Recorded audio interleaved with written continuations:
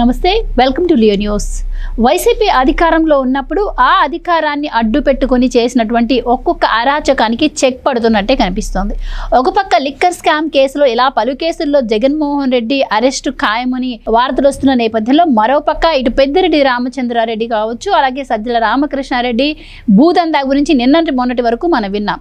అయితే ఈ భూదందాలపై చర్యలు లేవా అనుకుంటున్న టైంలో మరి ఎవరైతే అటవీ భూమిని కబ్జా చేశారో ఆ భూమిని వెంటనే మరి రెవెన్యూ అధికారులు స్వాధీనం చేసుకున్నారని అక్కడ బోర్డు కూడా పెట్టారని చెప్పి వార్తలు వస్తున్నాయి. అసలే అటవీ చట్టాలు చాలా కఠినంగా ఉంటాయంటారు. మరి అసలు వాళ్ళకి ఎలాంటి శిక్షలు పడే అవకాశం ఉంది అన్న విషయాలను తెలుసుకుందాం. మనతో పాటు ఉన్నారు సీనియర్ పొలిటికల్ అనలిస్ట్ అంకమరావు గారు.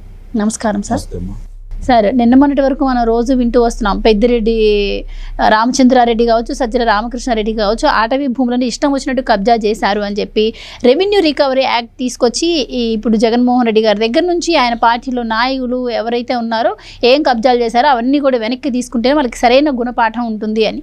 సో ఆ విధంగానే ఈరోజు వాళ్ళ భూముల్లో రెవెన్యూ అధికారులు జెండా బాతారని చెప్పి వార్తలు వస్తూ ఉన్నాయి. సో మరి అంటే ఓన్లీ ఆ భూములను స్వాధీనం చేసుకునే వరకే ఆగుతుందా, లేదంటే వాళ్ళపైన అటవీ చట్టాల ప్రకారం చర్యలు కూడా తీసుకునే అవకాశం ఉందా? మరి అటవీ చట్టాలు కఠినంగా ఉంటాయంటారు కదా, ఎలాంటి శిక్షలు పడవచ్చు అంటారు? ఇప్పుడు అటవీ భూముల చట్టం కనుక మనం లోతుగా కనుక పరిశీలిస్తే వాళ్ళు ఎవరికి ఎలాంటి సమాచారం ఇవ్వాల్సిన అవసరం లేదు.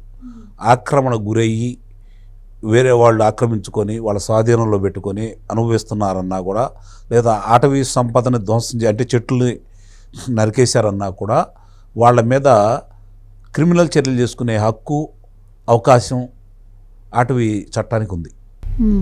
మామూలుగా అక్కడ ఒక ఎకరం గనక మనం ఏదన్నా మన అవసరాల కోసం ఒక ఎకరం భూమి, అటవీ భూమిని గనక ప్రభుత్వానికి ఉపయోగపడే విధంగా లేదా ప్రజలకు ఉపయోగపడే విధంగా మనం కనుక తీసుకుంటే 2.5 ఎకరాల నుంచి 3 ఎకరాల దాకా వేరే సాటు చూపించాలి. అంటే మళ్ళీ అడవిని పెంచుకోవడానికి. అది అంటే చాలా కఠినతరమైనటువంటి నియమ నిబంధనలు ఉంటాయి.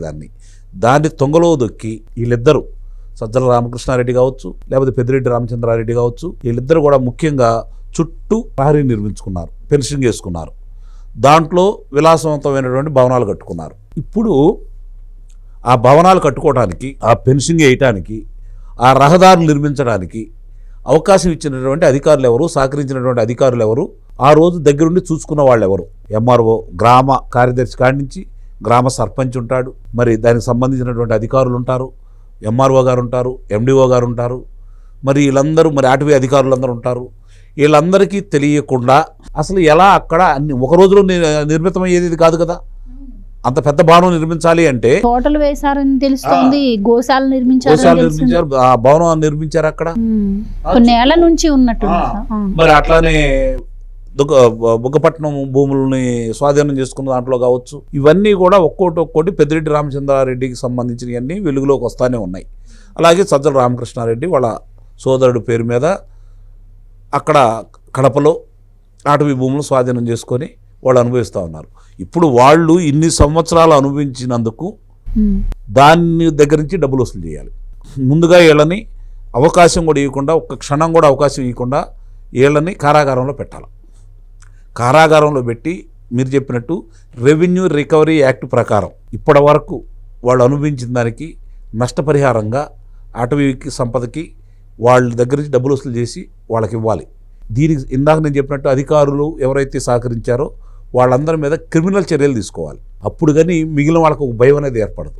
ఇప్పటికి కూడా అతను బయటకు వచ్చేసి ఇంకా నేను సత్యారిచ్చిందండి, ఏ తప్పు చేయలేదని చెప్పి మాట్లాడుతూ ఉన్నాడు. ఓ రకంగా మొన్న ఈ మధ్య పత్రికా సమావేశం ఏర్పాటు చేసేసి చంద్రబాబు నాయుడు గారికి సవాల్ కూడా విసిరాడు, తండ్రి కొడుకులు ఇద్దరు కూడా.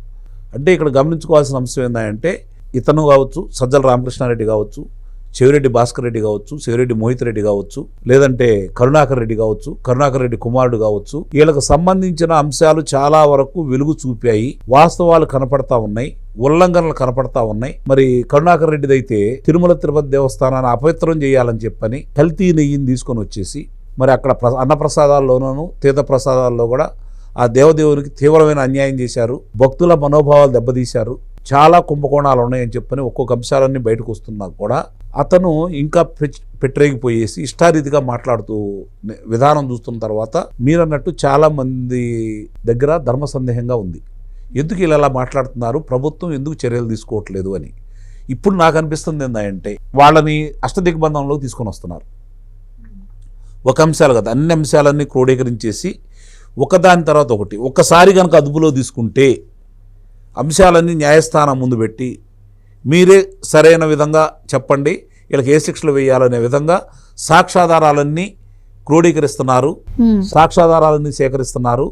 ఏ ఒక్కరిని కూడా వదిలిపెట్టరనే అభిప్రాయం అయితే మాత్రం ఇప్పుడు కొంచెం బలంగా కలుగుతూ ఉంది. ఎప్పుడైతే ఈ మద్యం కుంభకోణం సంబంధించి జగన్మోహన్ రెడ్డి దాకే వెళ్ళిందంటే పెద్దిరెడ్డి రామచంద్రారెడ్డి ఎంత ఇందుట్లో, లేకపోతే ఈ సజ్జల రామకృష్ణారెడ్డి ఎంత, కరుణాకర్ రెడ్డి ఎంత, వాళ్ళకి సంబంధించిన అన్నింటినీ కూడా బయటికి తీసుకొని వస్తారు.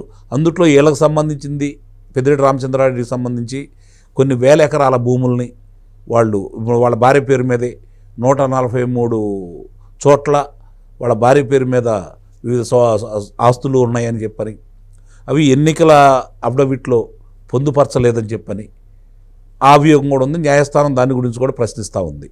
కాబట్టి ఇవన్నీ చూసుకుంటా ఉంటే కొంచెం ఆలస్యమైనా కూడా వీళ్ళు ఎవరికి కూడా శిక్షించి తప్పించుకోలేరు. మేకపోతు గాంభీర్యం. కాకపోతే ఇప్పటివరకు ఏమవుతుందంటే ఎందుకు వీళ్ళు ముందుకెళ్ళలేకపోతున్నారు అంటే ఇంకా రెవెన్యూ వాళ్ళు కావచ్చు, పోలీసులు కావచ్చు, ఇంకా ఉమ్మడి చిత్తూరు జిల్లాలో ఇతని మనుషులే అక్కడ ఉన్నారు. అందువల్ల ఇంకొంచెం వేగవంతంగా ముందుకెళ్ళలేకపోతా ఉన్నాయి అన్నమాట. కాబట్టి ఇప్పుడిప్పుడే సరి చేసుకుంటూ వస్తున్నారు, కొత్త వాళ్ళని నియమించుకుంటూ వస్తున్నారు, ఒక్కొక్క అంశాలన్నీ బయటికి తీస్తున్నారు. కాబట్టి వాళ్ళకి చేరవేసే క్రమంలో కావచ్చు, వాళ్ళు కూడా దాంట్లో భాగస్వాములే కాబట్టి వాళ్ళను వాళ్ళు రక్షించుకునే విధానంలో కావచ్చు వాళ్ళు ఇంకా వాళ్ళకి సహకరిస్తున్నారు. అలాంటి అన్నిటిని కూడా ఇప్పుడు వీళ్ళు మొత్తం ఎవరెవరు సహకరించారు, ఏ అధికారుల సమయంలో ఇలా జరిగింది, ఇవన్నీ కూడా బయటికి తీసుకొస్తున్నారు. కాబట్టి ఇప్పుడు ముందు పెద్ద తలకాయని లోనేస్తే ఇది చాలా ముఖ్యమైన విషయం. కాబట్టి జగన్మోహన్ రెడ్డిని లోనేస్తే మిగిలిన వాళ్ళందరూ ఓ దారికి వచ్చేస్తారు. అందుట్లో ఎలాంటి సందేహం కూడా ఏం లేదు. కాబట్టి వీళ్ళు తప్పించుకోవడానికి మాత్రం ఎక్కడ ఆస్కారం అయితే లేదని అయితే మాత్రం నేను గట్టిగా చెప్పగలను. థ్యాంక్ యూ సో మచ్ అండి. Please subscribe to Leo news for more videos.